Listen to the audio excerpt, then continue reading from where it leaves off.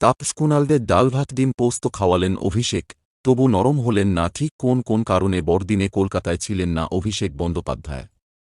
গত পরশু ফিরেছেন।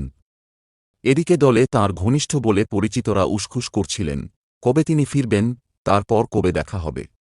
কারণ তাঁরা মনে করছেন, বেলা বয়ে যাচ্ছে।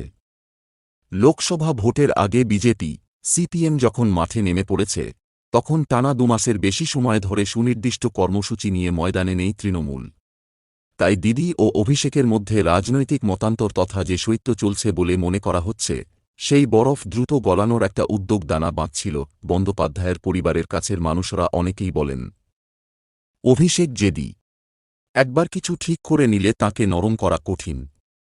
আবার দিদির জেদও কিংবদন্তি, নইলে বাংলায় পরিবর্তনই সম্ভব ছিল না। এহেন পরিস্থিতিতে অভিষেক কলকাতায় ফেরার পর শুক্রবার ব্রাত্য বসু, তাপস রায়, কুণাল ঘোষ, পার্থ ভৌমিকদের নিমন্ত্রণ করে ডেকে নেন। গরম ভাত, আলু ভর্তা, ডাল, ডিম পোস্ত, চিকেন ইত্যাদি দিয়ে খাওয়া দাওয়া চলে। তারই মধ্যে বোঝানোর পর্ব চলে অভিষেককে। কারণ দলে অনেকেই মনে করছেন, অভিষেক নিজেকে ডায়মন্ড হারবারের মধ্যে সীমাবদ্ধ করলে দল বিপদের মুখে পড়বে। গত ২ বছরেরও বেশি সময় ধরে সংগঠনটা তিনিই সামলেছেন। করে কোথায় কে আছে, কি সমস্যা, সেখানকার ডেমোগ্রাফি কি, সবই তাঁর জানা। অভিষেক ডায়মন্ড হারবারের বাইরে না বেরোলে এবং সাংগঠনিক দায়িত্ব থেকে প্রকারান্তরে সরে দাঁড়ালে বিকল্প পাওয়া মুশকিল। সুব্রত বক্সি বা দলে আর কারও পক্ষে সেই জায়গা নেওয়া সম্ভব নয়।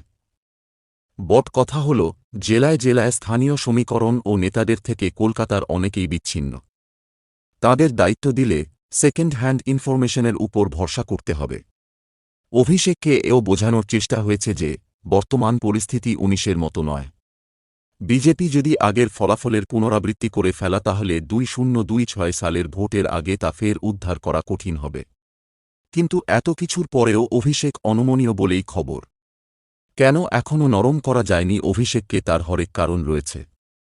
সূত্রের খবর, অভিষেকের বক্তব্য হল, নবজোয়ার যাত্রার সময় তথা পঞ্চায়েত ভোটের আগে তিনি জেলায় জেলায় বিবিধ সভায় অনেকগুলো প্রতিশ্রুতি দিয়েছিলেন। কিন্তু সেসবের অধিকাংশই সরকার পূরণ করতে পারেনি।